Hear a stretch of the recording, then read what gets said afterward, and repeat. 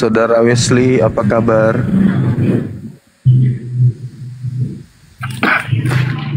Halo, Saudara Wesley, apa kabar? Halo. Iya, dari sekte mana bang? Iya, halo. Dari sekte mana bang ini? Protestan atau Katolik? Katolik kok hebat bang. Katolik, iya. Silakan bang, kita bahas tema ini. Oh, nanti ke arah tema. Mau nanya boleh bang? Temanya bang, temanya. Kenapa Waktu Oten saya kalau singkat. setiap kali naik pakai acara di kick atau di mute terus sih bang? Ini buktinya Anda tidak di-kick, Anda tidak di-mute selama kondusif dan selama dia menggunakan data yang otentik dan juga menggunakan akal sehat, tidak menghujat seperti itu. Ya kalau untuk Oten yang awam, abang selalu ngasih kebebasan. Tapi kalau untuk segala bang Edis apa segala, oh langsung di mute, kenapa itu bang? Di mana pernah Edis naik ke sini bang? Pernah?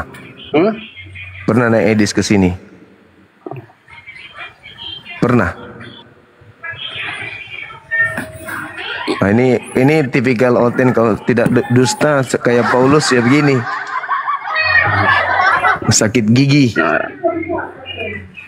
Ayo bang, wakili. Itu aja alasannya kenapa room abang itu Oten jarang sekali naik. Ya karena ini masalahnya kalau dikit-dikit kick, enggak ada yang di-kick selama orang itu menggunakan akal. Dia punya data, dia mau berdiskusi, kita ladenin dengan baik gitu. Masih menghargai, masih menganggapnya manusia meskipun kalian mengaku domba, kan gitu. Silakan bang, kita temanya ada kok. Enggak usah takut. Oh, apa yang perlu dipermasalahkan dengan tema abang ini? Iya, itu salib itu kutuk atau berkat? Ya berkat, salib itu kan lambang keselamatan. Oh iya. Di mana itu bang? Saya bisa temukan dalil salib itu lambang keselamatan. Banyak bang. Ya, satu aja. Menarik ini. Menarik, Kristen mengatakan salib itu adalah lambang keselamatan. Ya, silakan. Di mana dalilnya? Ya. Inilah 2000 salib tahun. Itu lambang keselamatan. Iya, bukan silakan. Lambang palang merah. Silakan dalil. Kita butuh dalil. 2000 tahun. Susah bang. Aku lagi di kerjaan nih. Susah bawa data.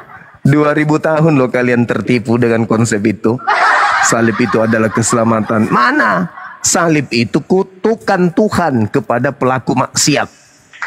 Itu yang betul. Nah, itu yang betul. Tapi kalian mencoba untuk memframing apa yang diucapkan Tuhan, Anda bantah. Dan Anda merasa diri Anda benar untuk membantah firman Tuhan. Padahal salib itu adalah lambang kutuk. Dalilnya di mana lambang kutuk? Galatia 3 nomor 13, Ulangan 21, 22, 23.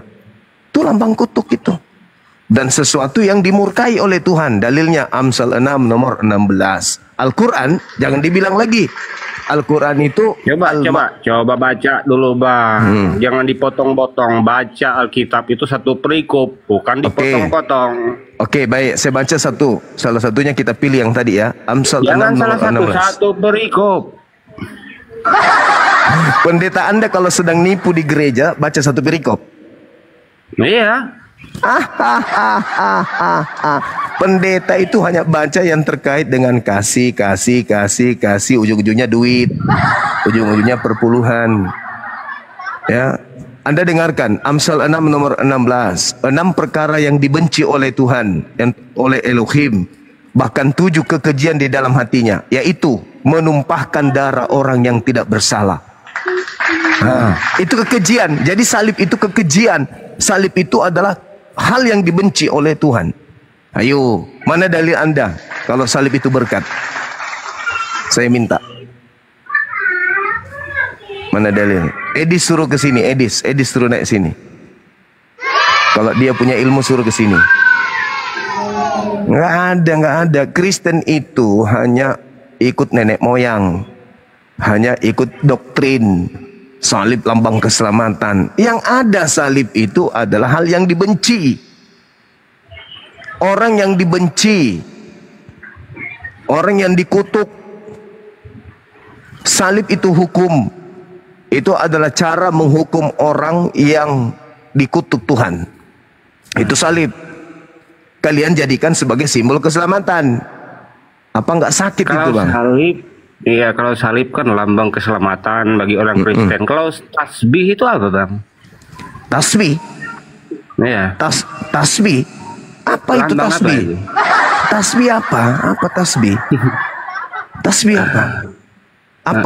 Apakah ada Islam lambangnya tasbih? Oh, Abang Muhammadiyah ya. Udah Bang, udah. Ini tema jangan kemana-mana. Ini salib, kita bahas salib nih. Salib itu kan Al-Quran juga diajarkan. Salib itu adalah hukuman bagi orang yang memusuhi pencipta langit dan bumi. Al-Quran surah Al-Ma'idah ayat 33. Itu jelas. Bagi Yahudi, salib itu adalah hukuman bagi pelaku maksiat yang dikutuk oleh Elohim. Hanya di Kristen, salib itu berkat. Bagaimana ceritanya? Apa dalilnya? Ada enggak dalilnya? Salib itu berkat. Salib itu lambang kutuk. Itu yang betul. Ayo saudaraku, jangan ragu untuk belajar. Silakan. Kalau ada dalilnya salib itu adalah berkat, silakan kasih kami dalil supaya kami pelajari. Kalau ada, tapi kan nggak ada, cuman pembodohan publik, pembodohan turun temurun, kebohongan yang diwariskan. Salib adalah berkat. Mana dalilnya? Silakan saudara Rames dibantu saudaranya, silakan dibuka mic-nya. Ya, salam Bang Suma. Ya, salon.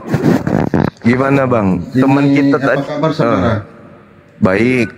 Tadi dikatakan salib itu berkat. Bantu dalil dulu. Ini apa? Bang Suma, tempo hari jawabannya udah ada belum? Tempo hari kita pernah diskusi kok, Bang Sumanya tiba-tiba keluar. Bukan tiba-tiba, itu ditombak itu. Nah, kabur dia kan. Tombak. Ya, dalilnya bahwa salib itu berkat itu di mana? Karena yang saya tahu di dalam 1 Korintus 1 nomor 23, sorry. Di situ dikatakan salib itu adalah satu kebodohan. Kalau soal salib, saat itu ya orang kan menjalani hukuman mati itu kan disalib. Iya, orang yang dikutuk. Kalau Bang Suma bilang Assalamualaikum Dinda. itu dikutuk ya kan pada saat itu orang hukuman mati kan disalib. Iya, orang yang dikutuk Ya, disalib. masalah kalau Ya, berarti siapa yang dikutuk? Siapa yang dikutuk ya disalib. Berarti salib itu adalah simbol kutuk. Oke, salib itu simbol kutuk ya. Iya, betul. Ini Bang Suma, di Bang Suma ada nggak dosa ini waris gitu? Ada nggak? Nggak ada. Nggak ada. Sama seperti di ajaran Yahudi nggak ada dosa waris. Nggak ada. Hanya di Kristen yang buat data waris, dosa waris itu. Oke. Lalu kenapa anak kecil tuh ini apa? Kalau mati harus sakit dulu baru mati. Anak Kan kecil harus. nggak berdosa dia. Kan nggak ada dosa anak kecil itu. Ya, sakit Suci itu. Sakit itu bagian kehidupan kita manusia. Nggak ada hubungannya dengan dosa orang sakit itu. Apa hubungannya? Anak kecil kan dia kan suci tuh, ngapain harus kasih dia sakit dulu baru? Ya, sakit itu Tuhan yang kasih sebagai ujian untuk keluarganya. Artinya ketika ada anak kecil meninggal, mereka itu langsung masuk surga karena mereka tidak punya dosa. Oh, jadi Tuhan menghukum orang tuanya lewat anaknya gitu. Bukan, ujian. Bedakan hukuman dengan ujian, menguji kesabaran. Sama seperti Abraham diuji kesabarannya melalui anaknya. Itu diuji. Menguji kesabaran kok sampai mati. Lah, kematian bagi anak kecil itu adalah sesuatu yang lebih baik menurut Tuhan daripada dia besar nanti menjadi kafir, menjadi pendosa, menjadi anak durhaka. Mending dia mati dalam keadaan muda. Kamu juga nanti andaikan kamu sudah masuk di neraka, kamu akan berkata, coba aku mati pada masa bayi ya. Pada saat aku besar tidak masuk neraka jadinya, nggak kafir saya jadinya. Karena orang kecil itu, manusia yang masih kecil tidak tahu apa-apa. Mati dia nggak ada dosa, langsung surga dia. Daripada hidup, begitu dia hidup selama 40 tahun, 50 tahun, 60 tahun, mati kekal di neraka. Mending mati muda. Bukannya kunci masuk surga itu 2 kalimat syahadat. Anak-anak kecil itu di alam ruh, mereka itu sudah bersyahadat mempersaksikan tiada Tuhan selain Allah. Itu jelas itu. Di alam ruh, alastu birabbikum. Qalu bala syahidna. Di alam ruh manusia itu sebelum turun ke bumi, mereka sudah bersaksi tiada Tuhan selain Allah. Itu dalil dalam Al-Quran.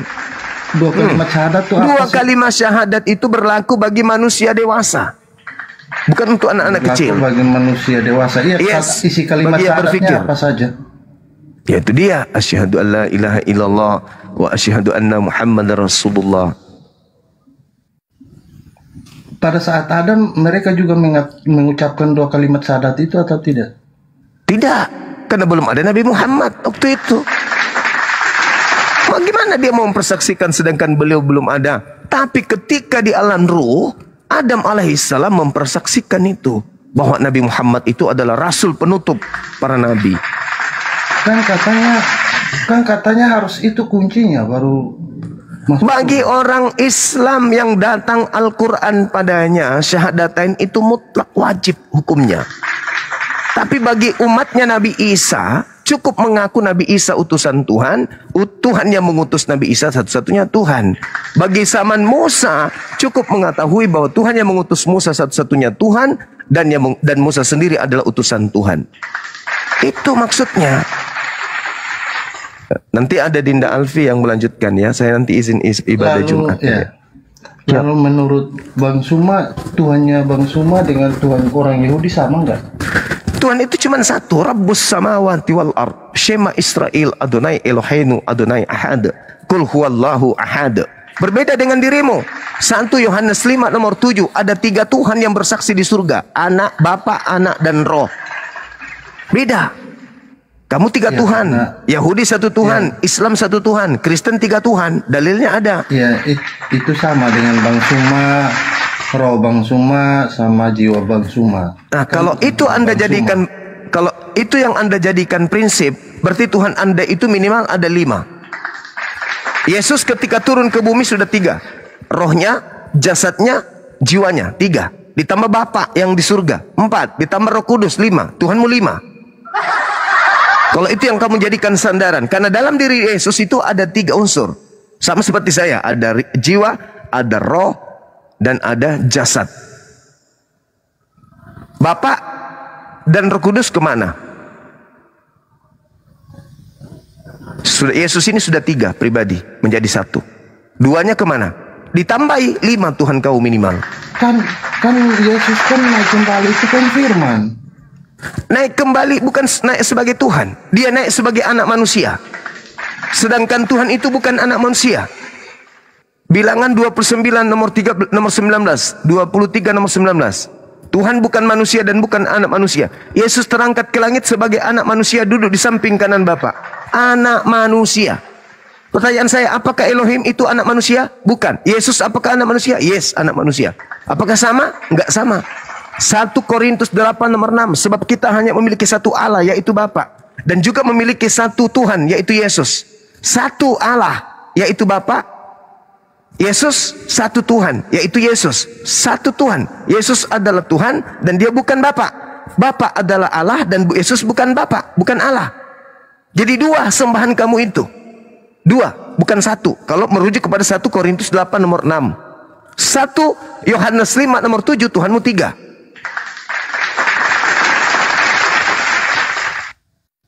Tadi Anda kan mengatakan Tuhannya kan sama. Sama pasti. Kenapa sama? Karena Tuhan orang Yahudi menampakkan diri. Hah? Nabi Muhammad juga Nabi Muhammad juga mengajarkan Tuhan itu menampakkan diri. Al-Quran surah Qaf ayat 16, Al-Quran surah Fussilat ayat 53. Tuhan menampakkan diri melalui apa? Melalui diri kita sendiri, melalui alam semesta ini. Tuhan menampakkan diri. Kalau Tuhan tidak menciptakan alam semesta, berarti Tuhan tidak menampakkan diri. Dengan adanya alam semesta ini, bukti bahwa Tuhan menampakkan dirinya. Dengan karyanya Tuhan menampakkan dirinya. Dengan adanya manusia, Tuhan membuktikan dirinya ada. Siapa yang menciptakan alam semesta? Tuhan. Tanpa Tuhan menampakkan diri, orang berakal sudah tahu bahwa Tuhan itu ada. Tidak mesti Tuhan itu menyatakan wujudnya kepada manusia. Kenapa?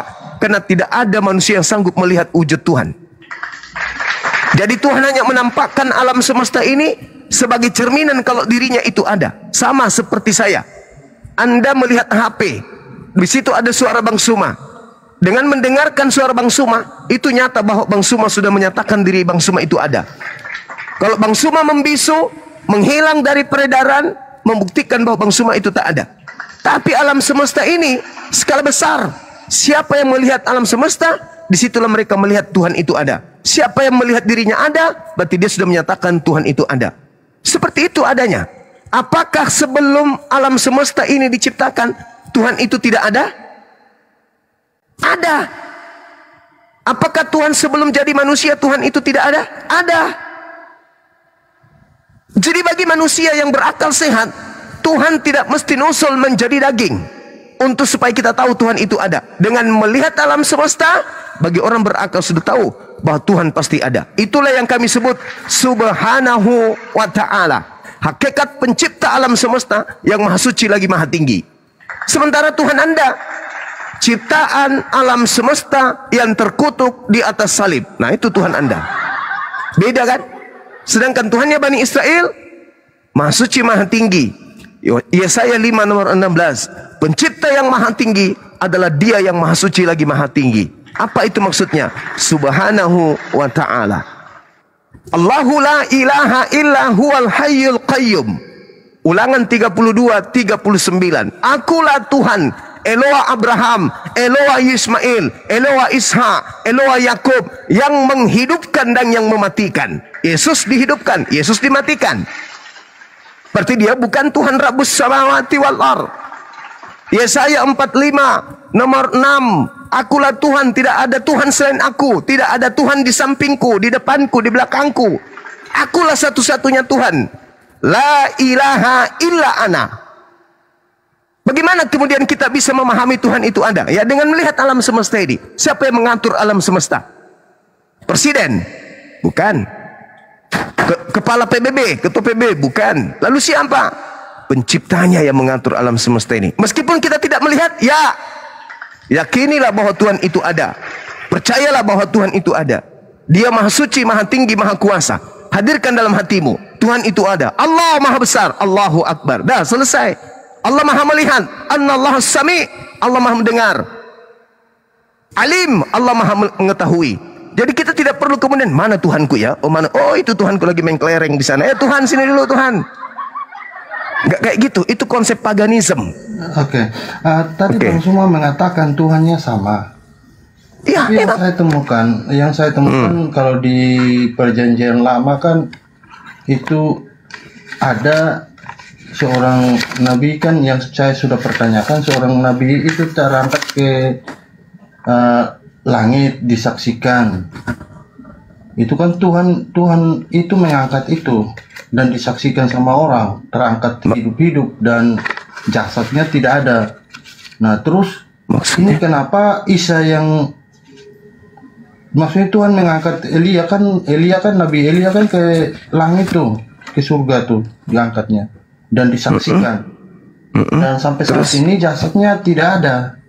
Nah, yang di perjanjian baru Tuhan Yesus yang seharusnya tidak diangkat kalau memang dia bukan Tuhan ya, karena pasti Tuhan tahu bahwa nanti umat Kristen kan orang-orang kan akan menyembah dia, seharusnya nggak usah dibangkitkan aja, kok malah ini dibangkitkan, diangkat lagi, bahkan disaksikan sama orang. Nah, ini bagaimana dengan Bang Suma sendiri yang menerima wahyu itu, sahabat-sahabat, apakah mengalami hal yang sama seperti itu? Maksudnya apa ini? Apa yang harus saya tanggapi dengan asumsi Anda ini? Mata wahyu mungkin Bang Da. Hah?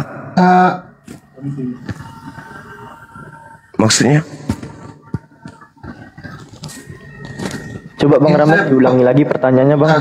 Saya ulangi ya. Nah, itu kan Nabi Elia, Iya. Nabi Elia. Nabi Iya, Elia kan terus? dia terangkat ke langit dan disaksikan, ada orang yang menyaksikannya, dan sampai saat ini jasadnya pun nggak ada. Iya, terus? Nah, terus Yesus sendiri dia juga terangkat dan sampai saat ini jasadnya nggak ada, disaksikan juga. Lalu? Dari kan ini dua kitab ini, perjanjian lama punya Yahudi, salah satunya Nabi Elia.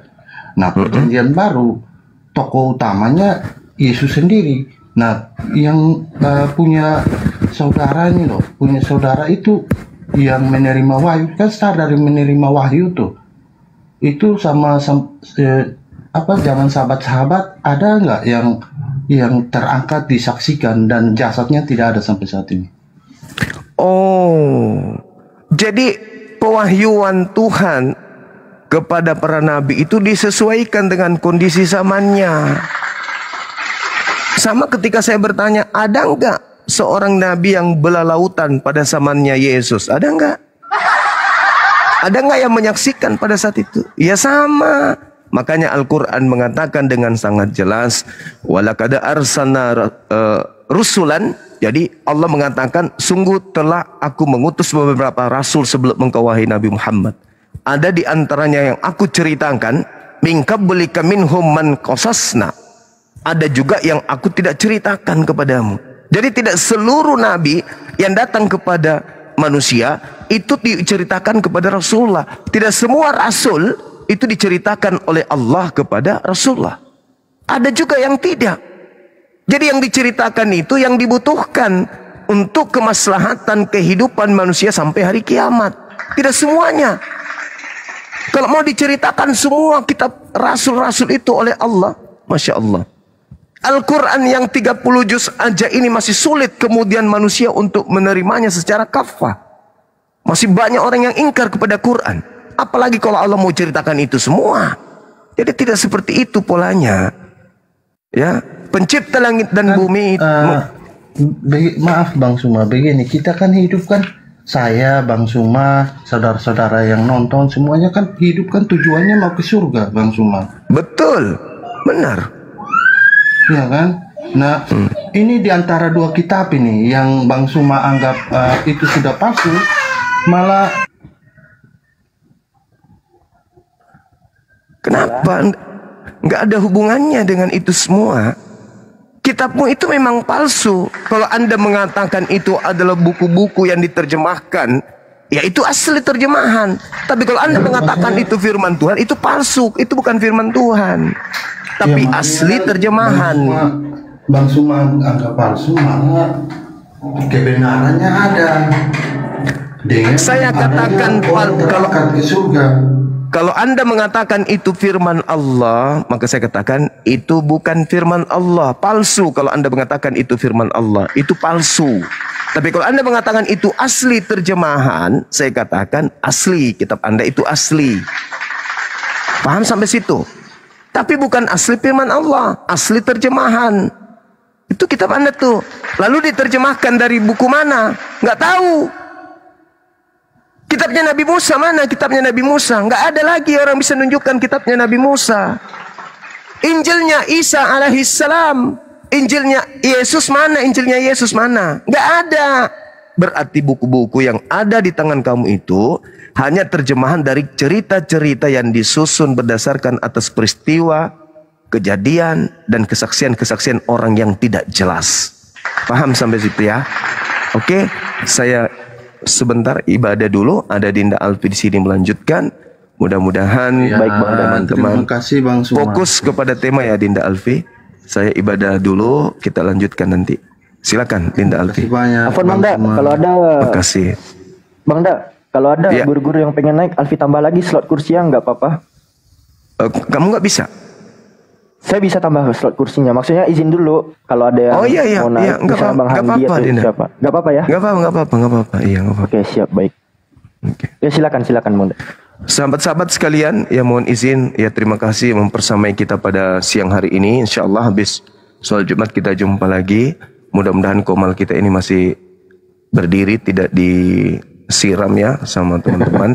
Mudah-mudahan tetap bisa berdiri tegak supaya kita tetap mencerahkan anak bangsa. Demikian sementara, subhanakallahumma bihamdi, asyhadu an la ilaha illa anta astaghfiruka wa atubu ilaik. Silakan teman-teman dilanjutkan. Makasih. Iya.